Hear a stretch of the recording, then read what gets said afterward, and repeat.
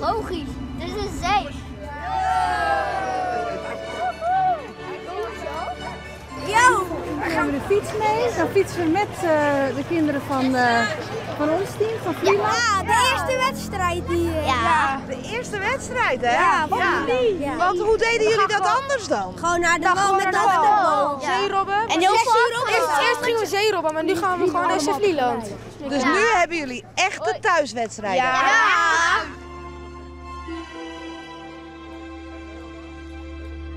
Hoe is dat nou om hier naar het eiland te gaan? Leuk. Ja? Spannend. Dan maak je op de fiets helemaal. Eerst met de boot, dan de fiets. Ah, gewoon een karweitje.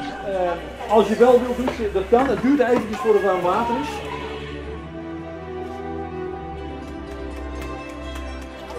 Daar ben ze. We dachten met een paar mensen, we gaan dat eens opstarten. Nou, dat ging vrij vlot. Met de KNVB ging het ook vrij vlot. Ja, dan komt er nog een heel papierwinkel achteraan. En nou, dat is ook allemaal gegaan. Maar toen hebben we het groepje toch maar wat uitgebreid. En dat gaat goed. De kinderen zijn juist enthousiast, ook op de trainingen. En nou ja, de wedstrijden gaan goed, gelukkig.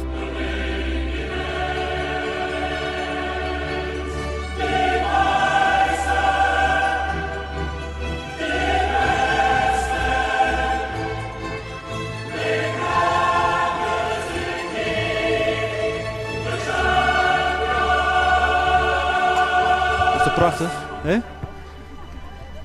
Daar hebben we heel lang op gewacht, hoor. Die kinderen wilden zo graag voetballen, joh. Dat was geen houden meer aan eigenlijk. Het was geen kwestie of wij als ouders dit wilden, maar de kinderen wilden zo graag dat toen ze eenmaal opgevangen hadden dat wij hiermee bezig waren. Goed zo, mooie bal hoor! Dus we zijn op een gegeven moment begonnen met trainen. En als je eenmaal gaat trainen, ja, dan wil je ook wedstrijden spelen, hè? Dus van het een kwam het ander. En dit is dan de eerste thuiswedstrijd, maar dat is wel een mijlpaal, hoor.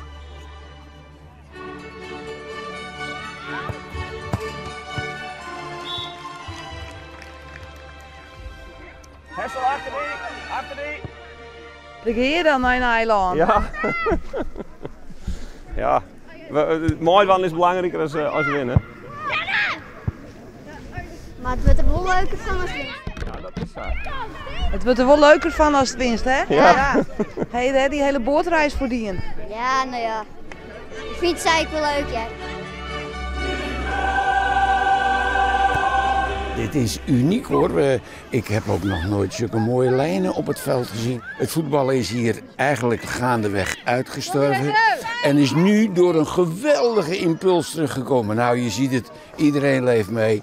Hoeveel mensen er hier om het veld staan, heb ik nog nooit van mijn leven meegemaakt. Dus ik moet je echt zeggen, wij zijn blij dat VSV 31 er weer is.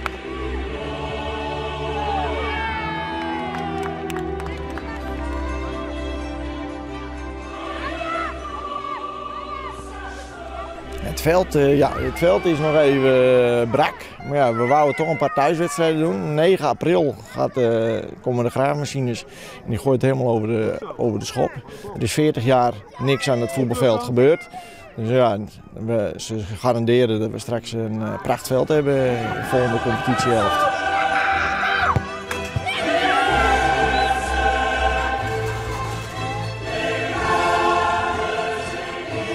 Het is historisch. Het is historisch, het is een pracht. Ja. Ja.